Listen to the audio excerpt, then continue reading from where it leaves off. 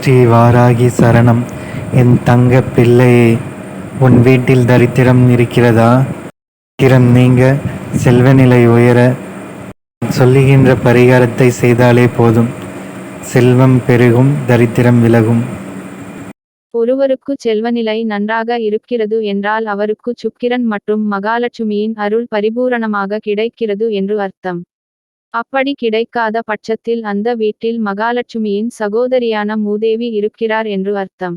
மூதேவி இருக்கும் வீட்டில் தரித்திரம் குடியிருக்கும். அப்படிப்பட்ட தரித்திரத்தை நீக்குவதற்கும் அதே சமயம் செல்வநிலை உயர்வதற்கும் செய்யக்கூடிய ஒரு எளிமையான வழிமுறையை பற்றி தான் இந்த ஆன்மீகம் குறித்த பதிவில் நாம் பார்க்க போகிறோம். தரித்திரம் தாண்டவம் ஆடும் வீட்டில் மகாலட்சுமி குடியிருக்க மாட்டாள் என்பது அனைவருக்கும் தெரிந்த ஒன்றுதான். அப்படிப்பட்ட தரித்திரத்தை விரட்டியடிக்கவும் அதே சமயம் மகாலட்சுமி மற்றும் சுக்கிரனின் அருளை பெறுவதற்கும் செய்யக்கூடிய எளிமையான வழிமுறைகளை பற்றி தான் பார்க்கப் போகிறோம். இந்த வழிமுறைகளை தொடர்ச்சியாக பின்பற்றுவதன் மூலம் நம் வீட்டில் என்றென்றைக்கும் தரித்திர நிலை என்பது வரவே வராது. செல்வ செழிப்பு அதிகரித்து கொண்டே இருக்கும். இது மிகவும் எளிமையான வழிமுறை என்பதால் இதை நாம் தினமும் பின்பற்றுவது மிகவும் சிறப்பு.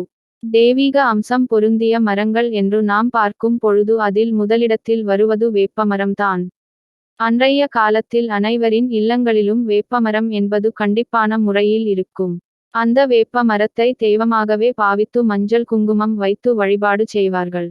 அதோடு மட்டுமல்லாமல் அன்றைய காலத்தில் யாருக்காவது பேய் பிடித்திருந்தாலோ அல்லது எதையாவது ஒன்றை பார்த்து பயந்து இருந்தாலும் அதாவது ஒருவரிடம் இருக்கக்கூடிய எதிர்மறை ஆற்றல்களை விலக்குவதற்கு வேப்பிலையை வைத்து தான் அடித்து விரட்டுவார்கள்.